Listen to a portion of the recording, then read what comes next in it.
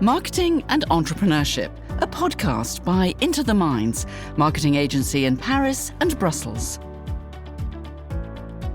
It's definitely more than participant listening, and it's definitely more than just watching, because what you're doing is actually engaging with stuff. I use the expression, the hands have it, because I'm engaging with doing stuff rather than just listening to people or observing people. Welcome in this new podcast. Today I'm welcoming Brian McDonough. He wrote an article, very interesting article in the Journal of Qualitative Research entitled The Hands Have It, Tactile Participation and Maximum Grip in the Aviation Sector. Welcome, Brian. Hi, hello. Thank you for taking the time to answering our question. How would you sum up your article for those listening to us today? So I read an article in ethnography some years ago called The Eyes Have It. And actually, I didn't make any explicit reference to this in the article, which on reflection maybe was not the greatest idea. But those reading about the different aspects of the human body, the different senses, the eyes, the ears, sound, the hands, the tactile, or haptic is probably a better term to use. I was really kind of inspired by reading qualitative researchers such as Sarah Pink, for instance, who writes quite extensively on visual methods and tactile methods. I got the idea of the hands have it from reading this article in ethnography called The Eyes Have It, where the author was talking about being able to see what was going on in qualitative research.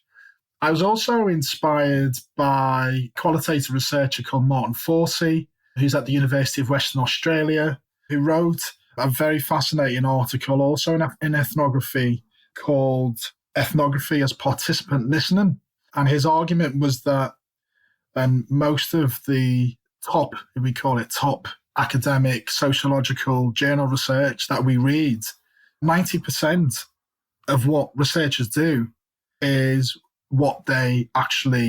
they write down what they hear rather than what they see. So you had this really interesting article, The Eyes Have It, saying, look, actually researchers do take notice of what they see. You know, ethnography is not all about participant listening, even though Martin Forsey's argument is definitely very, very strong. And I absolutely agree with most of what he says.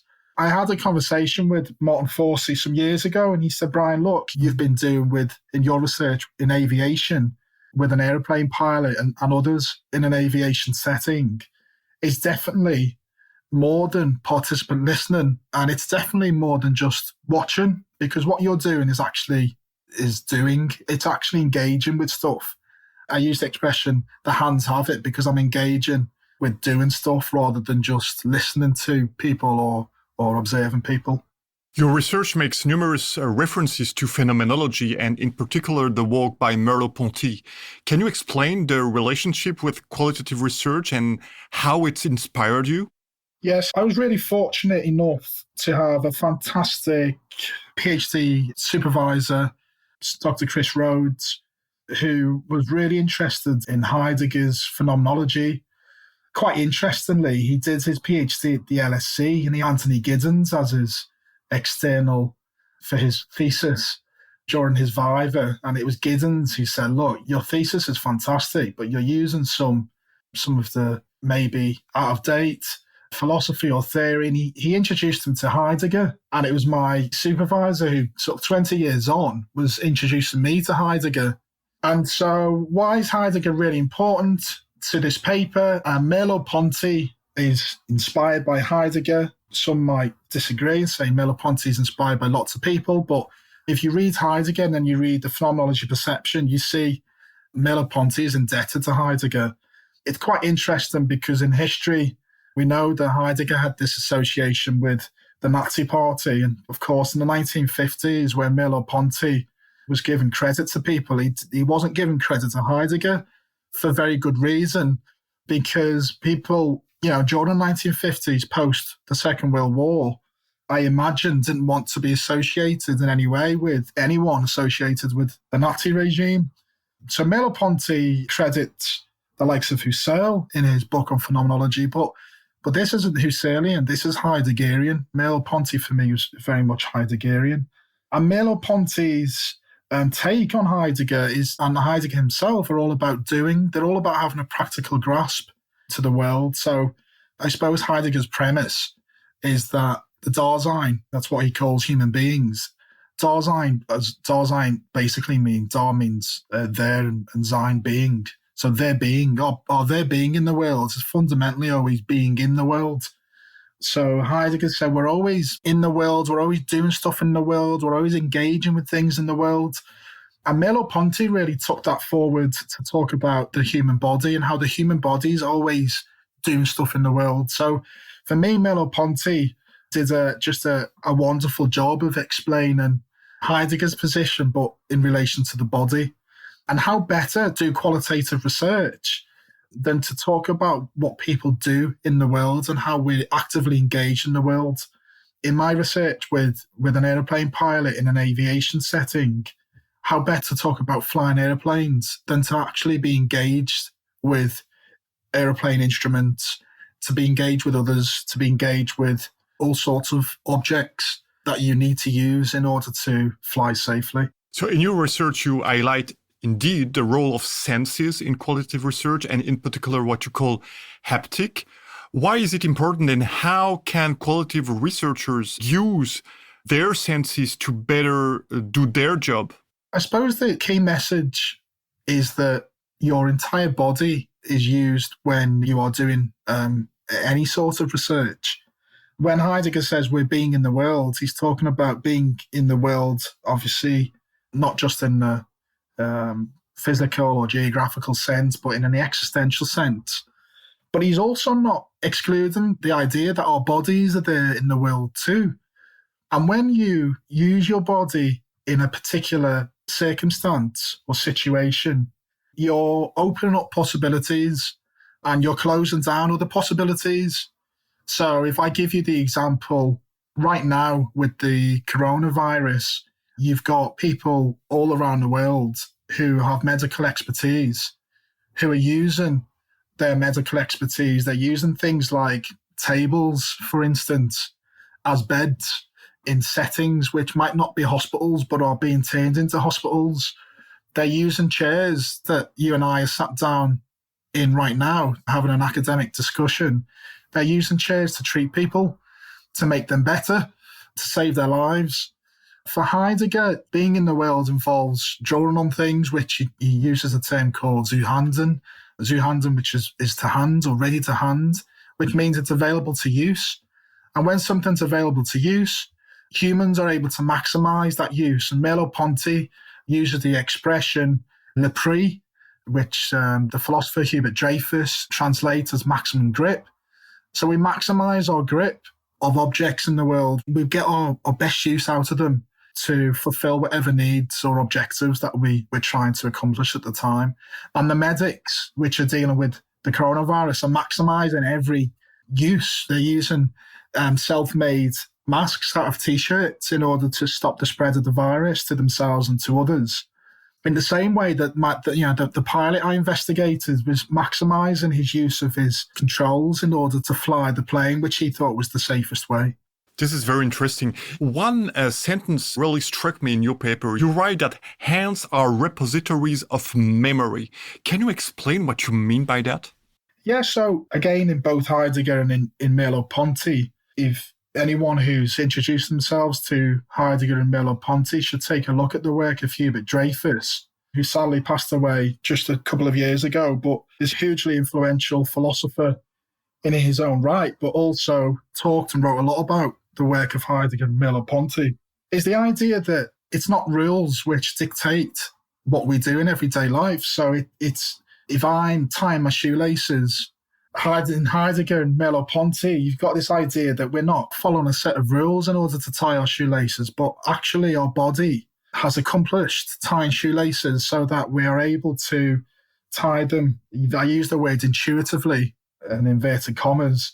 We do so intuitively. We do so without a second thought.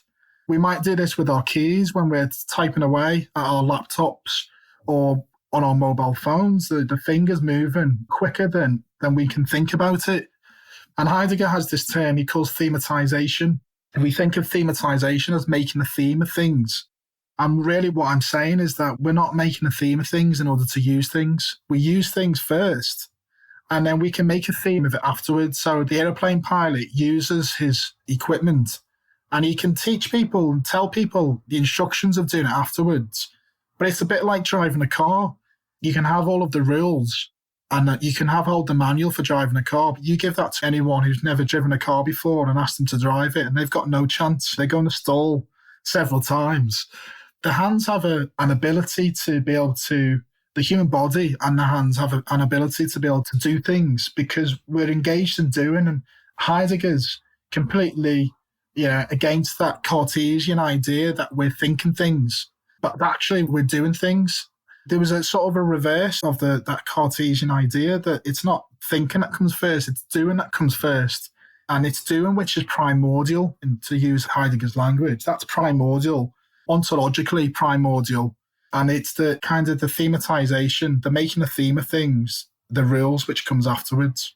And indeed, I mean, in your article, when I read it, what I found very interesting is that you describe kind of a sequence of things, so different steps which enable you to move from a more Cartesian perspective to a more Merleau-Pontian perspective, where you really had to feel that need for what your pilot was feeling. Can you explain us how you felt that need? Was it gradual, or did you realize suddenly that you had to do it? In qualitative research, it's about making the most of opportunities. And I made the most of my opportunities because I started off by interviewing the pilot, and he told me about how basically the things which he did and how subtle movements were. You can think about the yoke, which is basically the steering wheel for an airplane. He told me how subtle the movements on the yoke were and how important and how skillful and how much experience you needed to use something like the yoke. But I completely overlooked this in the interviews. I really, he was saying this to me all the time. I wasn't paying attention. And it wasn't until he invited me to a base in the UK where he had to do every 6 months, had to do a training. It was called the instrument rating test then. And he had to do a 6-monthly training, and he took me on one of these days where he was expected to perform and do one of his training and do some practice maneuvers in a small airplane, basically. And it was that opportunity of going up and flying with him.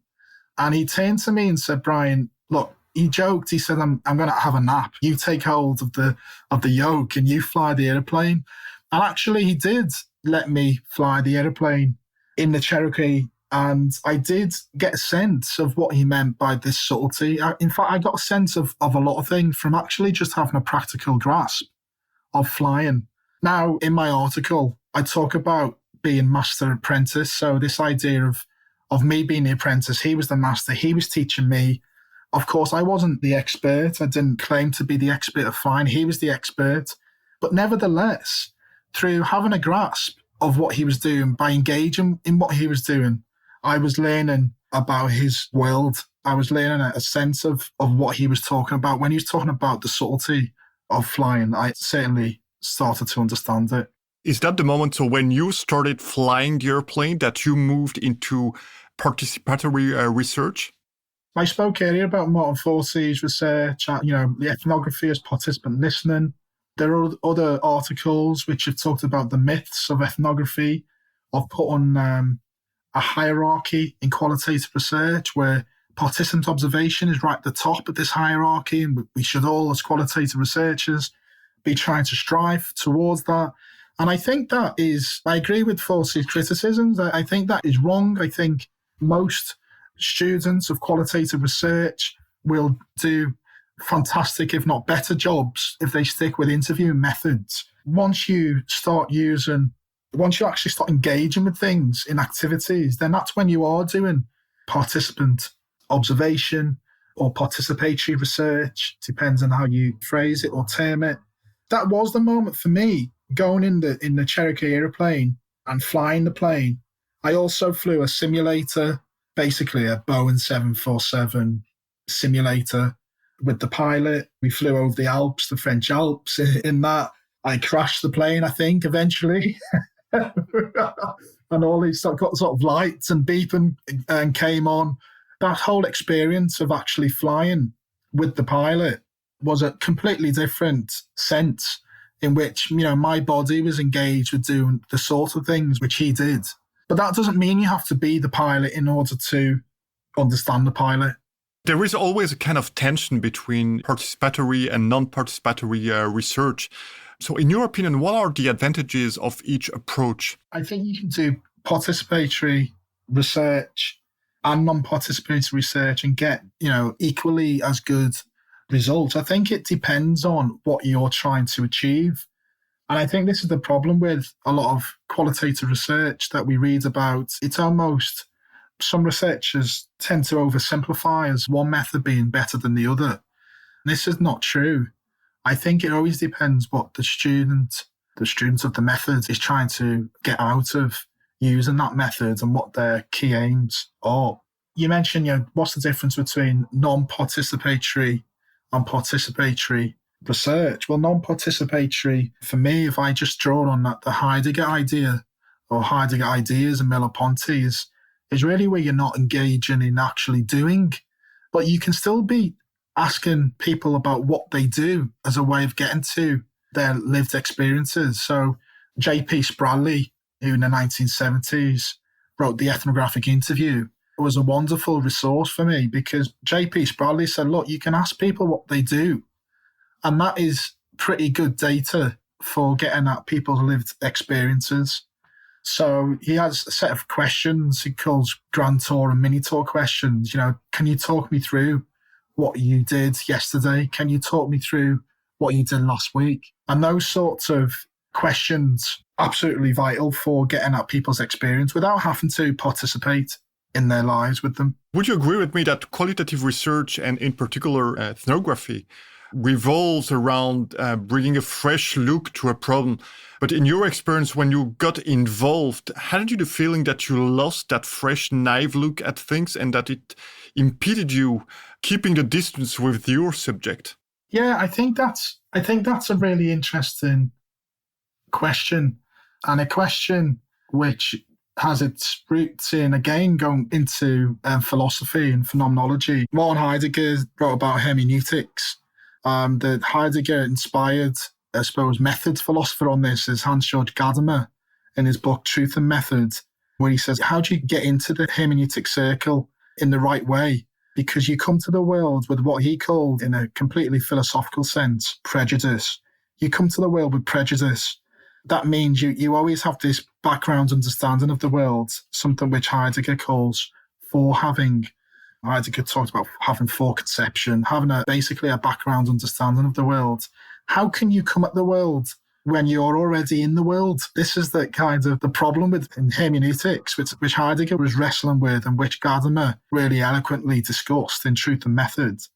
In my research with the pilot, I was never completely immersed in the world. And actually, I think it's very rare for researchers to say they've been completely immersed in the world, except for those who may be practitioners and have been working in a field already for such a long time.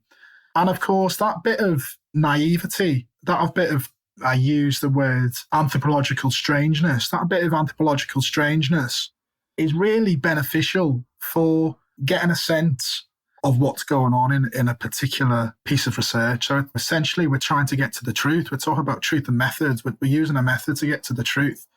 And that bit of distance is absolutely vital. So I often encourage my own students to have that bit of distance, or actually not just encourage them to have it, but usually they have it in one sense, in one way or another, whether it be researching people who are of a different gender or ethnicity or social class to them. Having that bit of naivety is always really important. And just to give an example to this, putting the participant observation aside, my research with the pilot, and I actually researched other experts in various fields, doctors, bankers, school teachers. They were all very experienced. They were all a lot older than me at the time. They were all professionals in their field. So in that sense, I was kind of like the newbie. I was the new kid on the block. I was the person they were going to look after during the research process rather than the other way around. That also gave me a sense of naivety that helped me to explore their lives more objectively. Yeah, because you were new to that field. But when you developed that kind of deep involvement with a subject, is there any piece of advice that you could give on how to remain objective? My advice to my own students is to, if they're familiar with those ideas from Gadamer's work and Gadamer's influence from Heidegger's Phenomenology, is to think about hermeneutics, the study of interpretation, to think about interpretation and think about the ways in which their background, what Heidegger calls Vorhaben or what Gadamer calls prejudice, what their background has on bearing of that research. Because usually, in terms of making an effort, not always a lot of effort has to be made. It's about drawing out where this objectivity stems from. So it's drawing out what your prejudices are and recognizing, we call it in research, reflexivity. Don't we actually are reflexive on our practice? As good qualitative researchers, we look at ourselves and we say, what did we bring to this research process? What are our background prejudices? And I use that again in a philosophical term. What did we bring to this research, whether that be we're white or whether it be we're middle class or whether it be we're middle-aged or young or old?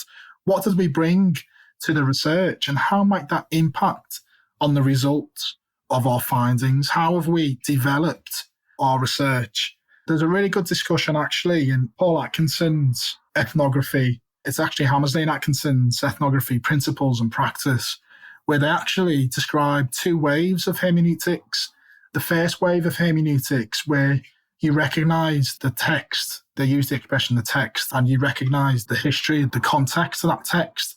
And then the second wave of hermeneutics, led by Heidegger and Gadamer, is recognizing the text, the context, but also recognizing the researcher's position. And I think that's what's absolutely key in what students do today, is that they recognize their own position in relation to the text that they're producing. Last question of this podcast. How would you recommend that haptic be applied to lead to better qualitative studies? I think there can sometimes be either assumption or a failure to recognize the importance of the body in qualitative research. And I think there's been a lot of progression in the last few years. I mentioned the work of Sarah Pink. There are others who've been writing about the body used in qualitative research and how the body, the body's always there. So if I give you an example of just being in the room, being present in the room, can actually put people off talking in a qualitative research setting.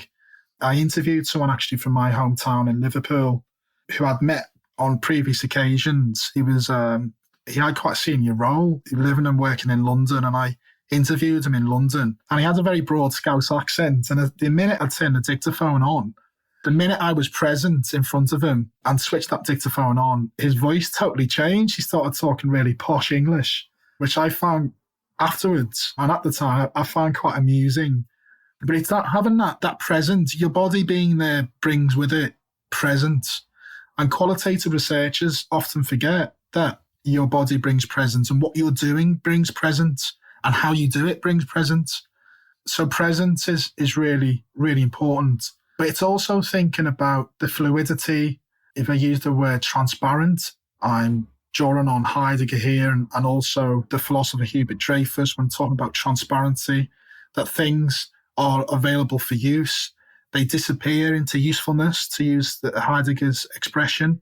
And when things disappear into usefulness, we absorb them in our social settings and our social worlds. And qualitative research really doesn't necessarily have to draw on Heidegger to get that, but it needs to recognize that when we're using our bodies and when we're doing qualitative research, that our bodies are there also, and they're being used and they're being used up in the world. Thank you so much for your insights, Brian McDonough, and I wish you a very pleasant day. Thank you very much.